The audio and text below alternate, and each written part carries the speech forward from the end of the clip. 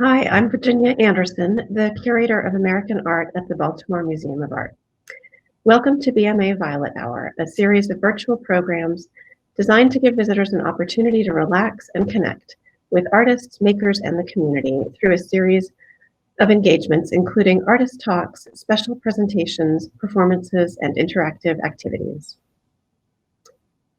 Today, we're hearing about the exhibition of work by renowned German painter Katharina Grosse, which opened at the BMA in March of 2020, earlier this year.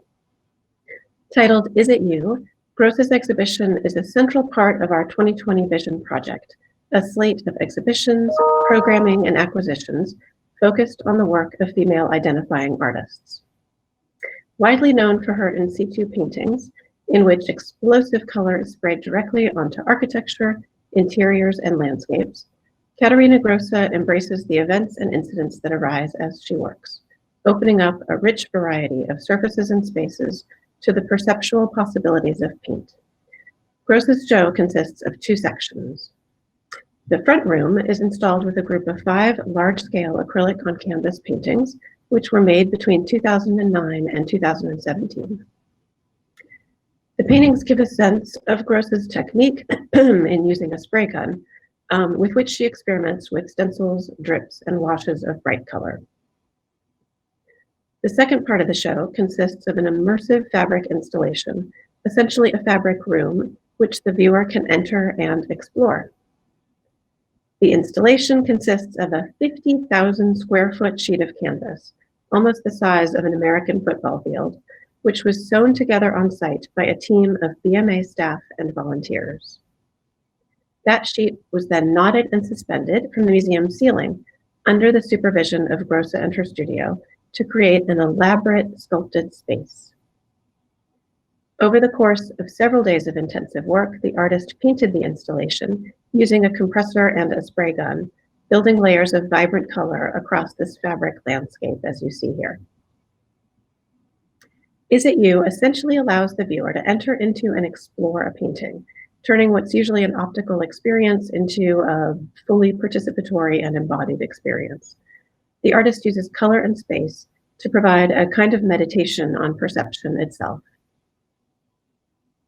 For our panel today, it is my pleasure to bring Katharina Grosse into conversation with American artist Eric N. Mack in a discussion that will be moderated by critic and art historian Dr. Molly Warnock.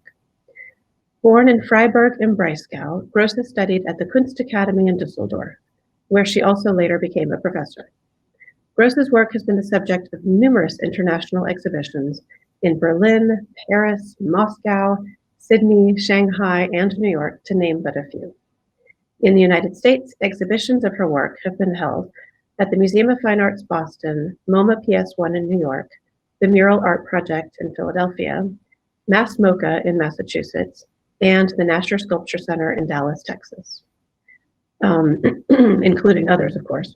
Her stunning multimedia indoor and outdoor exhibition, It Wasn't Us, opened earlier this year at the Hamburger Bahnhof in Berlin. Simultaneous exhibitions of her most recent works are currently running at Gagosian in Rome and at the Koenig Gallery in Berlin. Born in 1987 in Columbia, Maryland, Eric N. Mack lives and works in New York. He received his BFA from the Cooper Union and his MFA from Yale University. His work was included in the most recent Whitney Biennial and in the 2019 Desert X in Coachella Valley, California. In 2017, Mack was the recipient of the inaugural Baltic Artists Award and completed artist residencies at the Rauschenberg Residency in Captiva Island, Florida, and the Delphina Foundation in London. In 2020, he curated Pedestrian Profanities, a group exhibition at the Simon Lee Gallery in New York, and participated in an exhibition alongside Linda Benglis and Kelly Walker at the Paula Cooper Gallery in New York. Eric's work has been the subject of numerous solo exhibitions in Toronto, Dallas, Brooklyn, London, and at the Albright Knox, among many others. Dr. Molly Warnock is an art critic and art historian based in Baltimore. The author of Simon Antaille and the Reserves of Painting, published earlier this year by Pennsylvania State University Press, She has written widely on modern and contemporary art for, among other journals, Art Forum, Art in America, Les Cahiers du Musée National d'Art Moderne, Tate Papers, the Journal of Contemporary Painting, and nonsite.org, as well as for numerous US and European exhibition catalogs. She is a 2020-2021 Ailsa Mellon Bruce visiting scholar, visiting senior fellow at the Center for Advanced Study in the Visual Arts at the National Gallery of Art. Before we start, I'll note that the following conversation was recorded across 2 sessions, so you might notice a location change and perhaps a wardrobe change for our speakers. And now I'll turn it over to Dr. Molly Warnock. Thank you, Virginia, for that generous introduction. I would also like to begin by thanking Tracy Beal and Andrea Boston for coordinating this entire event. And I would particularly like to thank Katharina and Eric for so generously giving us your time today. Very much looking forward to this conversation with you today. And I would like to begin, since you are 2 artists of different formations, different generations, we could even say, I wanted to invite each of you, let's say, to begin by speaking about the artistic constellations in which you imagine your practice. So perhaps particular figures or movements that were important for you early on, or that are special touchstones for you today. I know that touchstones can change a lot over the course of a career. I'd be very interested in hearing with whom you take your work to be in dialogue. And Katharina, perhaps we'll begin with you and then head over to Eric. Yeah, hi everybody, and thanks Molly and Virginia, and also Eric. I'm very happy to see you and talk to you, and for having me here. I'm a European artist in the background of my work to start with. That's how I grew up. That's what I saw in the museums when I was very young. But not only that, because I'm from the Ruhr area, which is in the center of Germany, and there was a museum close to the city where I grew up that also had paintings from Barnett Newman, for example. Not very large ones, but still I remember that. Or there was a university museum with Cy Twombly paintings or drawings that I saw as a kid, and I saw a little toothbrush painted there, and I was wondering, why does an adult draw or scribble a toothbrush? So these are little moments and snippets that you take in. So it's not really that you are so clear when you're young, but you have very, very fundamental even relationships to works when you haven't been trained, I think. So I remember when I was 19, I went to Paris and I had no clue, except for I see everything I can see. So I went to the Louvre, to the big museums, and I found in the gallery a show by Robert Smithson. I had no clue who he was, but I bought a little catalog, which as you're 19, you can't hardly buy because of the money. And there were these small pieces with salt heaps and mirrors in there. And at the same visit, I saw a painting by Bonnard, a woman in a bathtub. And these 2 paintings, even though I saw thousands of things, with these 2 things, I came back to Germany and I thought, wow, that's my universe, So it can be very diverse. I don't think there is one figure for me where I can pinpoint and say that's a big influence. But I do remember there was a shift in my thinking, because I started out as a figurative painter, and I was trained by a teacher who believed the figure is the constructive element of any kind of world, the human being, right? So I came to Renaissance painting, to proto-Renaissance, as the belief of the viewpoint of the human eye is really organizing everything. And then I learned, I got to know somebody who believed that everything that is actually making our vision is color. And I was drifting towards that already. And this person totally denied the idea of the contour, which is also making landscapes, making countries, making claims, making separations. So he said none of this is really relevant, but it's the color that has the energy of life. And I got to know the work of Monet to a very, very deep knowledge. Somehow I went to see everything he did. And that really changed my relationship to space, because also the Monet paintings have a very interesting relationship to the edge of the canvas. So before I even saw Pollock, which I did see also very early, like for European, I was 20, I saw a comprehensive retrospective show of Pollock's at the in Paris as well. The Monet was far clearer for me as somebody who had managed to break up the contained and to make the image and the vision open and unfinished, incomplete, so that you can dock onto it and make it develop it further as somebody who looks at it. And certainly a third figure that was very influential to me was somebody like Edvard Munch, you know, the Norwegian painter who went to Paris, got to know all these new color visionaries like Monet or Sisley, or got very influenced by them. But then he went back to Norway and developed his own lingua, his own vision, his own way to relate to the painting as well as to the world. And he painted outside, he had outdoor studios, he left paintings out in the open, in the rain.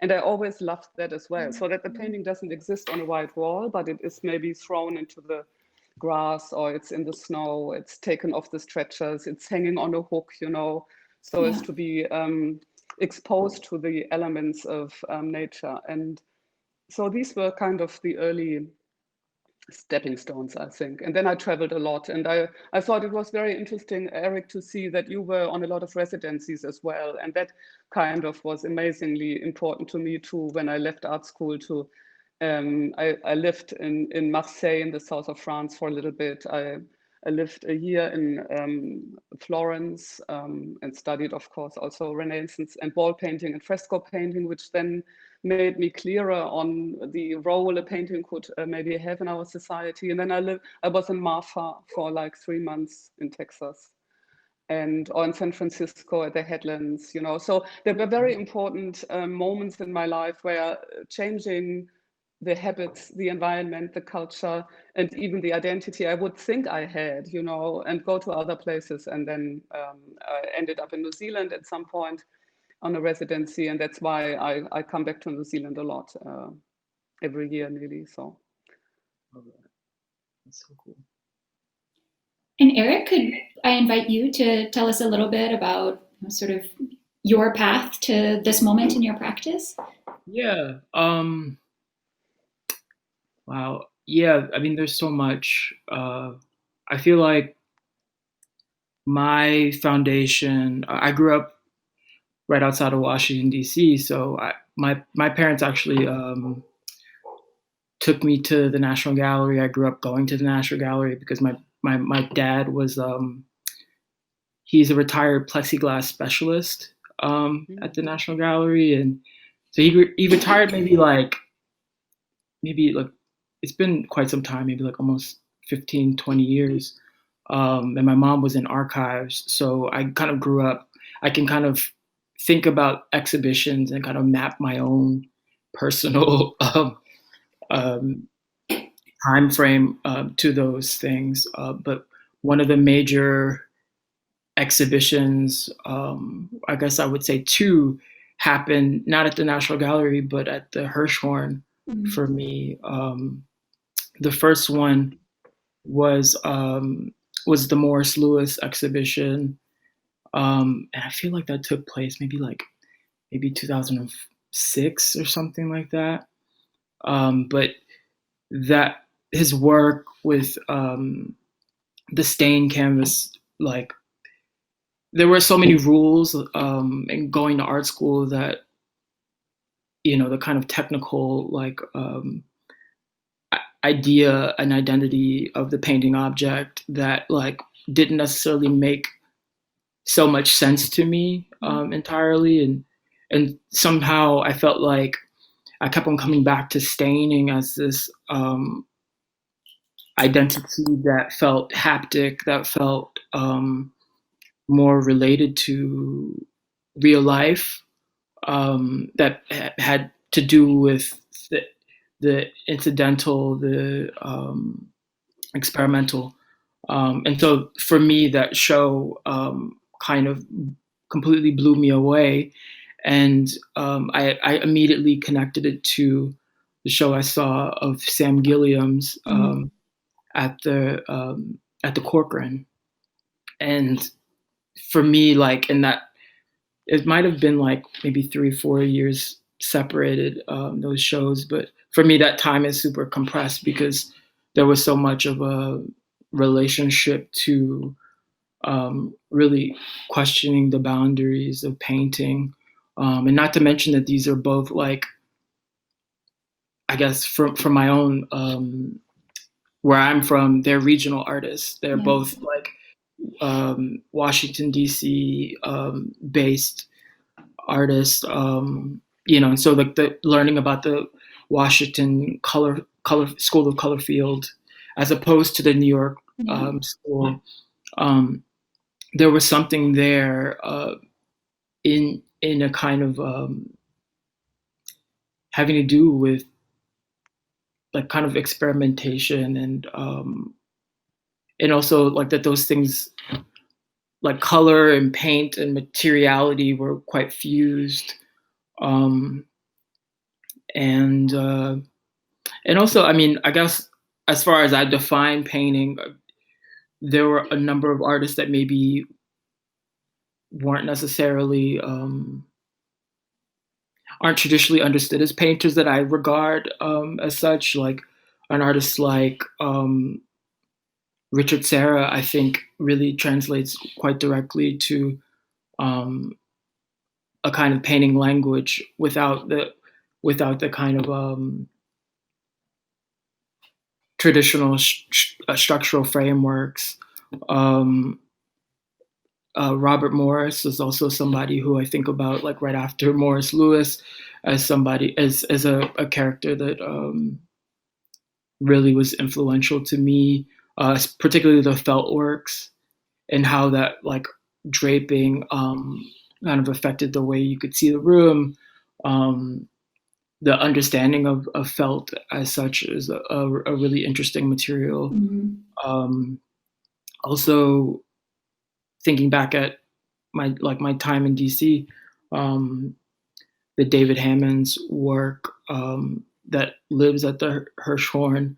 I think they were the Night Train bottles. It's an untitled work, but more recently, I've come to realize that work is kind of a reflection of the Hirshhorn's architecture. But yeah, all like these figures kind of still like for me resonate in different ways, but allowed me to kind of focus a lot of my question as a painter, as an abstractionist, and also I've like in relationship to the residencies things. When I was in London, actually, I was able to see Katharina, your show at the South London Gallery, and that like blew me away. I was super excited and also just kind of open to that immersive experience with color and dealing with the specificity of that site. So I'm really excited to be in conversation with you. Thank you. When Eric has set us up perfectly for one of the next topics that I really wanted us to address, I'd be very interested in hearing how each of you goes about, approaching an invitation to work in a particular space and the kinds of givens that are on your mind from, the moment that you accept a particular opportunity as you're thinking about the kind of work that you might want to make in relationship to that situation. Katharina, if you could perhaps start by talking about the specific installation that you have on view now at the BMA, that would be wonderful. But if you also wanted to, give us a broader insight into how you approach this question of process and beginning a work. Yeah, I would love to actually take something up that Eric left with us on his intro to how he thinks about his work, because that is, apart from where you go and where you're invited, a very, very important given as well, what is going on right now. So what have you seen from other artists? Who is doing something that you're interested in? I mean, when I saw your Desert X work, for example, unfortunately only on photographs, but I thought, wow, there is a transition from these boxes to the soft, even as a butterfly wing coming out of a cocoon or something. There was a feel to it. It wasn't just that was amazing that it was transported by the photograph. It wasn't just a formal question. It is like something else that gets transmitted. And that is so important to understand. And I want to say it here so clearly because it is not formal questions that we have. But it is something we have to think about the formal issues very strategically. And that is also demanding a certain aspect of our intelligence and insightfulness, which I didn't think it would as I was a student, but there are other talents that are all of a sudden being needed. Logistics, as you say, you come to a place and there are certain requirements needed. You have to compromise, you have to be negotiating, you have to be in dialogue constantly. And that is a really interesting thing when you go to an institution, that you have a certain, you can't paint the floors, you can't paint the ceiling, you have a group working with you from the institution that you have to get to know, and that also facilitates your work. It's not just that you tell them, do this. You have to understand that they would do it, you know, and also the way that you need it to be done. And so it's the other people's work that you see. Also, Alvaro Barrington, I've just met and started to be interested in his work. That is also deciding what I do, or the newest thoughts that maybe Jessica Stockholder comes up with. We are in conversation, or what Huma Baba does about composite works and how she defines her work, where that goes back. I just met her, I got her new catalog and all of that, you know.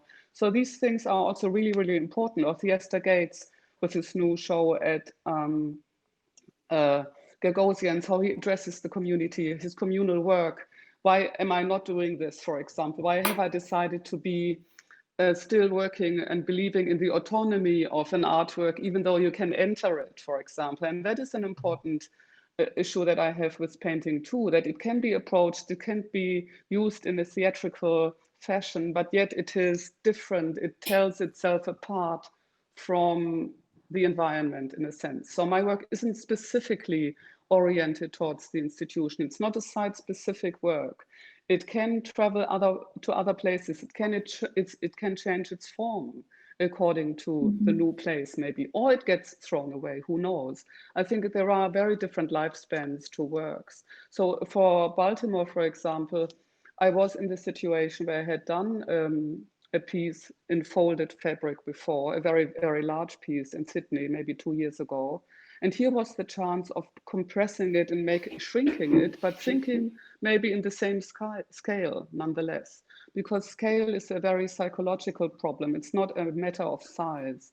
So I wanted to have this epic moment where you walk through something and you can't see the end, you know? So you enter into where you can't really see the space. You can't really portray the space in your inner mathematical training, which is maybe three-dimensional, also lean surfaces, but you have like a bag that is multiple folded that generates a far bigger space than you actually have in terms of square footage. So that was an interesting moment for Baltimore to fit something in scale as big as some large piece I've done before, but shrink it and make it accessible and give it that kind of imaginative space that a painting has when it's on the wall. And nevertheless, you can enter it. So I kind of confuse, and I like to confuse the notion of tactility and being part of it, and at the same time being rejected by the work in a way because the work is actually autonomous, because it consists of features that are not coming from the tactile reality.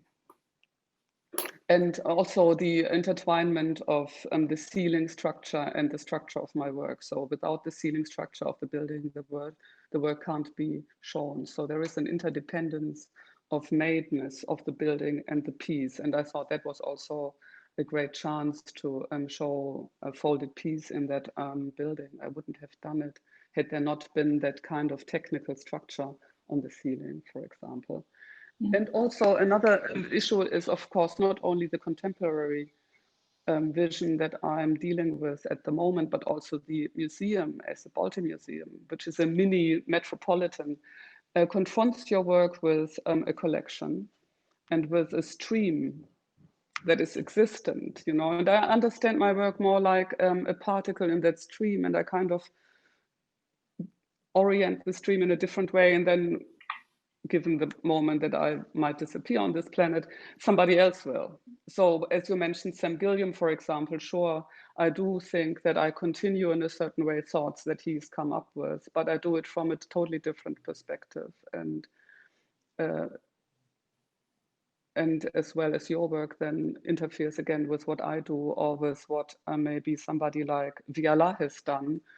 Violet is also an interesting artist I didn't mention earlier on, who is not so present right now for me, but who was, when I was a little kid, somebody who was shown in the 60s, you know, in Europe everywhere. And I saw it as a kid, like a painted umbrella, you know.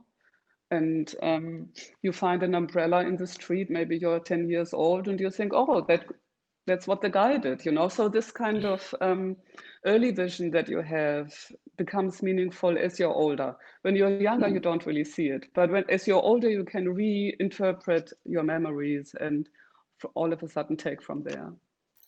Okay, so we left off last time with Katharina telling us about how she approaches a specific commission, and in the case of the BMA, how she approached the question of working in that particular space. Eric, I wanted to begin by turning the same question over to you. And as Katharina has already mentioned, an important recent project of yours, Halter, which you did in 2019 for Desert X, the outdoor biennial in the Coachella Valley. I wondered if you might start by telling us a little bit about how you approached that site, in this case, an abandoned gasoline station that you draped with Missoni fabric. Could you just take us a little bit through how you started thinking about that site, how you began to formulate your response? Sure, yeah. The Halter started out as like a truly like aspirational like work. I thought about scale in all of the ways that made sense to me. So like very much accumulative, really kind of doubling myself in a way where I began to work with assistants for the first time. Like the scale, the amount of fabric that I also dealt with was kind of hugely overwhelming. But the beginning of any work for me has to do with the stitching of kind of contrasting surfaces, and those are that ends up being a very familiar construction for me. So for Halter, it started off like many other projects, but I kind of felt like it was most important for me to lay out. I had to lay out a lot of plans as well, and do like drawings and kind of convince people like of what was going to take place, because it was a shared experience and throughout the project, and that's something that kept on showing up for me. So there were also like a few developments in the structuring of the fabric. Like I made sure that the fabric had a kind of fastening system, like kind of related to like a drawstring on a belt, on a belt loop, and we use this cliff diver's rope that's supposed to be super strong to thread through the Missoni textile. And and we've been in conversation with Missoni. We approached them, and it was just like a beautiful storm where there are some people that I met when I was in residence in Milan, and I met a few Missoni people in residence there, and had this kind of epiphany in LA that maybe they would be the perfect kind of brand to, like, you know, the perfect material really. And they sent us the archive, and I chose from the archive from a PDF, and they were so like gracious to like kind of send that material out in bulk. I mean, the most important aspect of the work, I think, for me, was the strength and dexterity of the fabric, as well as its transparent kind of nature, its translucent nature rather, because it ends up being this like framing device for the site. Like I wanted the site to be a collaborator in the way that one would experience this work. So that there's like graffiti that you would see on, or it's actually just the signage, this very, very old signage on this gas station. Like the fabric ends up being like the scrim over it.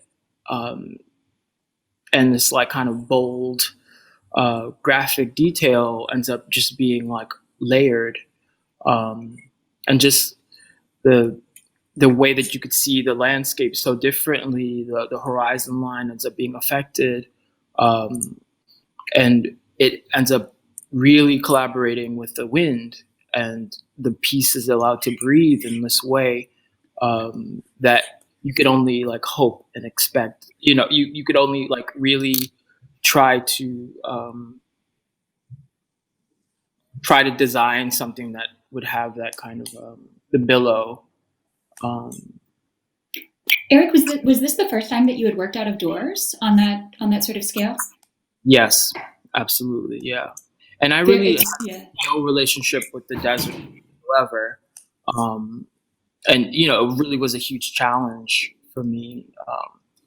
So there was a lot of like kind of sensitivity, to the community out there, to the environment, to like, just like the effects of the desert on like my own body, my breathing, and just everything was like very much a real conscious point. But yeah, it's still like something that I'm trying to a trajectory, a part of my trajectory that I'm trying to unpack. Yeah. Very different from draping fabric within the confines of an indoor space, I would imagine. Yeah, I mean, we all need a cherry picker. It's just such an important tool just to get over, just to get up. And yeah, we used that in the desert, and I used it there at the Brooklyn Museum. And I don't know, I'm not afraid of heights so much, which is great. So yeah. And Katharina, Eric has brought us to such an interesting place for thinking about the relationship of, textiles to architecture, and, the sort of rectilinear spaces of a certain kind of found site. And I wonder if, you could talk to us a little bit about what folding and draping and the kind of theatricality that can inhere in those sort of material operations brings to your practice, because this is one of the more noticeable aspects of your trajectory in recent years, that you've started working with these, sort of fabric architectures in their own right. Could you just tell us a little bit about what that has brought to your practice?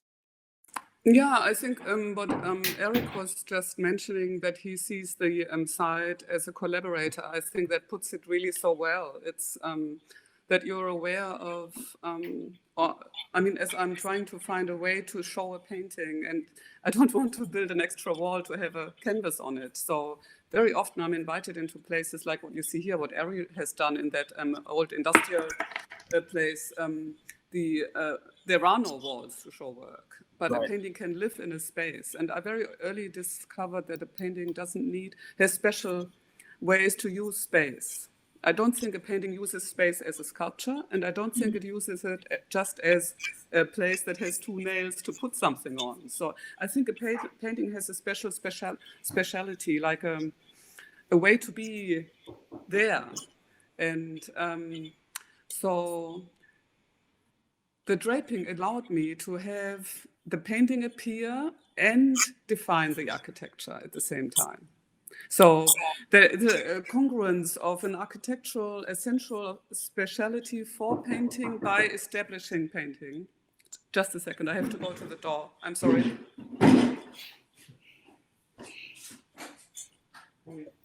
This is real life. This happens.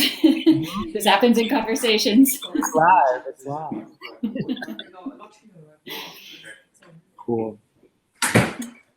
Sorry, there is builders in the other house. The speciality that painting needs has to be established on its own terms. And I think that the space is, the architecture can't do without the painted image, and the painted image can't do without the space. There is a symbiosis, like an ecology even. And I wanted to strengthen that. So very often, also as you see here with Eric's work, you have to hang something into the existing structure. So you when you hang something, when you attach it to somewhere, there is right away a visible connection. So this visual connection has also to be meaningful and not just technical. And I think that is so beautiful in the Desert X piece that Eric did, because there is exactly, you can't see the work without the surroundings, and you can't see the surroundings without the work. You can't isolate one from the other. So you don't even realize when you step over the threshold into an art world. It is like existing at the same time. And this is very, very paradox. Because what the art piece suggests, or the folded pieces in my case suggest, is that there is an imaginative world, something that is showing, that is reflecting what we do. And at the same time, your feet are what is being reflected in the side which is being reflected. And so you are like peeling potatoes and thinking of your summer trip at the same time. That's a little bit like the same situation. So we are paradoxically able to live in both worlds at the same time. And I think that the artwork that Eric is trying to establish and what I'm trying to work on, there we have congruent fields that we're trying to show the paradox of that kind of exclusivity that normally the everyday life has and the art world has. And I think that is not right. It is not exclusive. Right. These things do overlap in a very profound way, and that should actually, in a certain way, also have an influence how we make decisions. And that's, I think, what we are striving for. So the folded works have that symbiotic life, I think. Totally. No, I love that. That's like very much like what I was thinking about with the Desert X work. You know, the paradox, this kind of layered bit of language. I mean, even in the fabric itself, how the fabric signifies. I mean, there's the culture around the desert. There's the visitors of the desert. I mean, basically, there was an aspect of it that, like, within the kind of humor, like I knew that there were people who were going to Coachella, like the festival, the music festival, to pass this piece. You know, and something about this aspect of this really reconceptualizing the work as like an oversized garment. You know, that this was like a public garment. It wasn't like, but still like, can this thing possess singularity, but also could be shared by the viewers that experience the work, and can it contain? You know, and if it can contain, what does it like? What is it allowed to elicit? And so yeah, I mean, I thought about like this kind of giant boho chic like kind of garment that would signify based off of place, but this fabric was completely transported from Milan, you know, also. So that's also like an interesting paradox, as this Italian fabric that, you know, is like emblematic. I don't know. I completely connected to what you were saying. Just some of the things that don't connect, that don't make literal sense, but visually we're creating multiple spaces at once, you know. So not just the material space, but the pictorial and the gestural all at once. Yeah, I think that I have the feeling, and what I find very fascinating, that your work, your textile work, and you refer to it as garment, even has a very close relationship to what we wear. Yes. And that is kind of our smallest space, in a sense, until to the skin. It's our first like habitat, and then comes maybe the next, which could be architecture or trees or plant life around us or something. And I think there's maybe also an interesting difference in our works that you are really putting, as you said, stitching, contrasting surfaces together. It's like you're collaging, really, I think, in a very interesting, super cultural way. And probably what I do is more to have amalgamation of different cultures, and my cultures aren't so versatile. Actually, it is the culture of painting in terms of making an image out of a painted surface and the existing mundane world, and that could be like here my bedroom. It could be rubble outside the outskirts of Philadelphia. You know, it could be different areas that I find, and that is the found element of my work, is actually, yeah, books, trees, houses, like very elementary trees as elementary items of our life. And I think what you pick is the elementary items of the everyday communicative culture, which I find very interesting. So like on another grade, you seem to collage, where I actually take things away to make the contrasts visible. I feel that you confront the items very clearly. Yes. And the theme in that sense is all of a sudden like a very, even so small demarcation line of, hold on, there is something that is not quite the same, but you have to really see it. Right. Absolutely. I think that is fascinating. And your work can also travel really well, I imagine. The Missoni piece for the Desert X, have you shown it somewhere else outside? No, unfortunately, actually, the tragic aspect of that piece was that it was burned, actually. Oh. So like, how did that happen? I got a phone call one day, and I was told that the work was not there on the site anymore, and Oh wow. Oh, there were that's amazing. a couple of friends that told me that they went to visit it and they could smell like just. And then there's evidence of like just the charred remnants of the fabric, so the whole thing mostly was burned, like an arson, pretty much. So it's like it's super, like, yeah, a dark ending for that work, but. You know, I have great. I know that as well. I've had some piece torched instead of sprayed over. It was torched. Yeah, that Oh is God. outdoor life also. No, that things disappear, and I find that an interesting problem about our work, that it is so fragile. Mm-hmm. Like what we see there right now had been totally painted, and when people visited the show, you know, the path came up, so they were with their feet actually turning it all to dust. And I kind of like the tipping point where you didn't know, is the work going to disappear or is it just about to come up again? Right. So there is a weird lifespan to what we do, I guess. And an ecology, you know, unto itself. Yeah. I mean, for me in the studio, the ecology is like has to do with like systems that touch. Like in a like I think that there's a common space in that, but there's also they end up kind of being separated from the whole often. And a lot of the challenge for me is to like how, like, there's works on paper that I use to create stencil devices for like fabric works, and the dye like covering everything, and in this like very gestural way, but also like there's a aspect of it that has this blindness to it that I end up having to really reconnect with my body, and like there's a sense of discovery as well, but they often end up like really separating for forever, you know, like the process of like just imagining your installations kind of from the moment of being painted end up like having these divergent lives all of a sudden, you know, spread all over, you know, like some go to like museums and some go to, you know, private collections, and it just I don't know, there's a part of that magic of the studio that ends up being very private for me.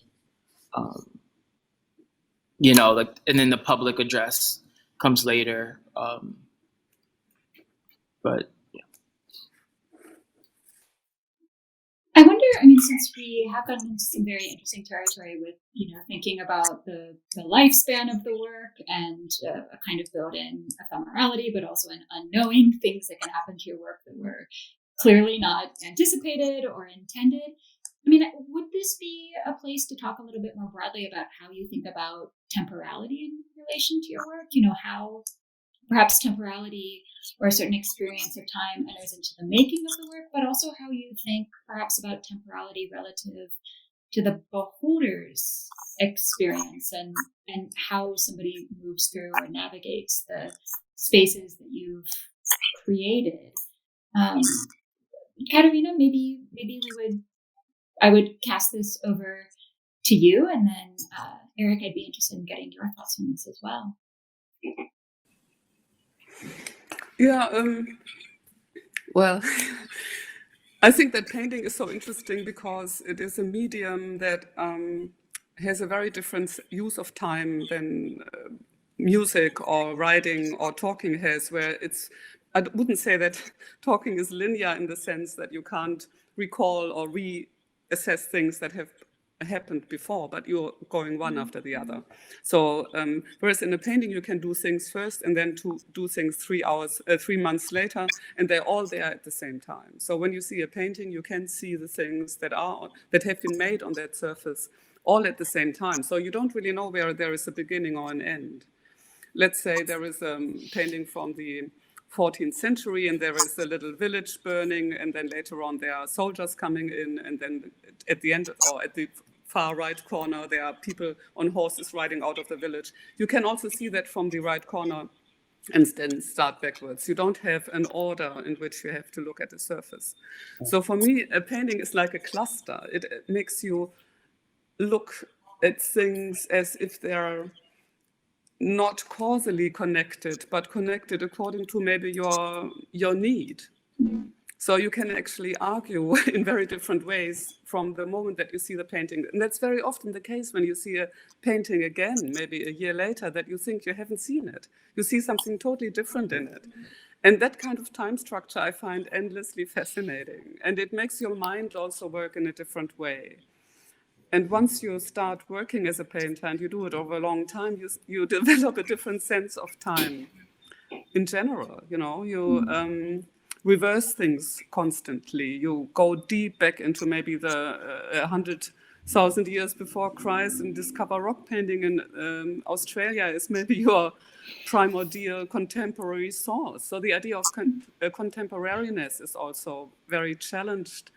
And it makes you actually see things together that are maybe binarily exclusive. And I think that sense of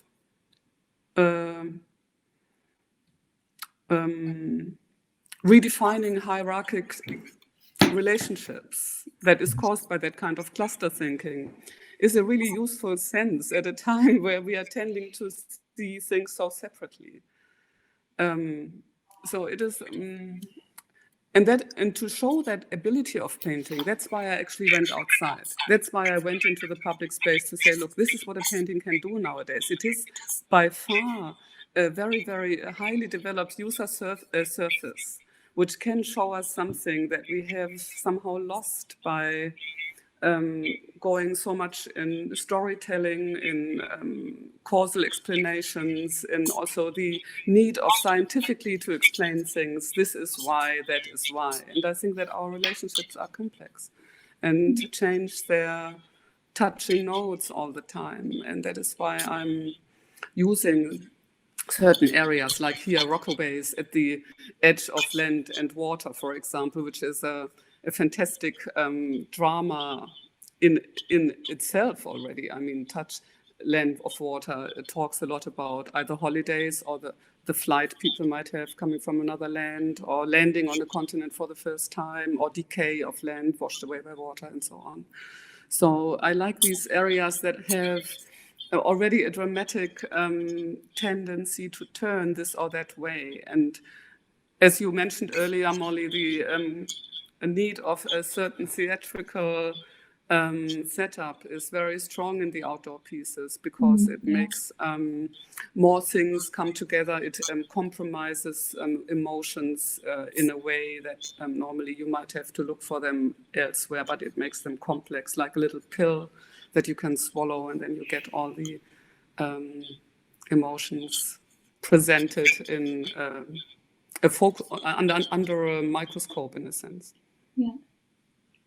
That's a wonderful image. Eric, do you find that this idea of the cluster resonates with your practice as well? I mean, I think I feel like I get caught up in the parts sometimes. I mean, I don't know. I don't think.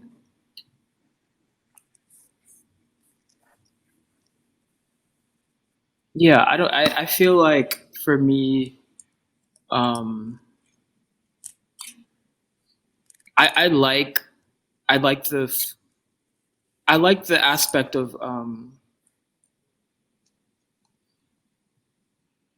things that I like to be aspects that are knowable in the works, that are familiar, that can ground the viewer. But and it's not something that that I want people to throw away in the acknowledgement of the full work. I think it ends up being very much a part of the way of seeing, almost like a framing device. Yeah, I don't know. I mean, I feel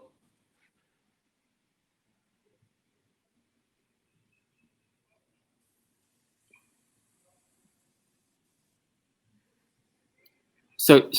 Sorry, I got like kind of lost a bit, but the question is about the cluster. Well, how you think about time, and so Katharina has called attention to the simultaneity of painting, the ways in which it goes against the grain of certain kinds of linear experience. And I just wonder if you could tell us a little bit about how you think about time, whether on the level of how the work encodes it in your act of making, or sure, on the side of the beholder's experience. Totally. Yeah, I mean, I think, again, like the studio space is like really a kind of sacred site for me, because that is when a lot of the kind of prompts of the work end up becoming defined. Like I see some of the fabric collage works as having fulfilling a prompt externally in gallery spaces, or in an outdoor site, that if it does not fulfill those kinds of parameters or hit those marks, then the work isn't really fulfilling what it's there to do. It ends up being kind of maybe lost in some kind of liminal space, or like kind of lost in its own like kind of materiality, material distinctions. Maybe it is just like a bundle of fabric or something like that, but without this this intentionality and consideration. And so there's a lot of times where I have to really be explicit about like the kind of rules of the work, and how it touches the floor, how it relates to the wall, as like really particular parameters, and not just for like the work itself, but like in communication to the viewer, Sure. As again, like a system of values that like has to be explicit. So yeah, oftentimes I'm there, but as like a kind of choreographer, or but sometimes it really does break down to like how high it exists on the wall, and how it extends out from that. And, you know, yeah, it's like, it has its own kind of parameters and intentions, you know, and so those are like the kind of lasting intentions of the work, you know. Well, that is perhaps a good place to end. I wish that our time were infinite, but I have gotten the little heads up that we have come to the end of our. We've come up against our own parameters. So I would like to thank you both for participating in this conversation and for your wonderful and fascinating responses. Thank you, Katharina. Thank you, Eric, very much. Thank you. Thank you, Molly. Thank you, Eric. It was great talking. Yeah. Thank you so much to Katharina Grosse, Eric and Mack, and Molly Warnock for this fascinating conversation. Be sure to follow the Baltimore Museum of Art on Facebook, Twitter, and Instagram for more information on our upcoming programs and exhibitions. Thank you very much.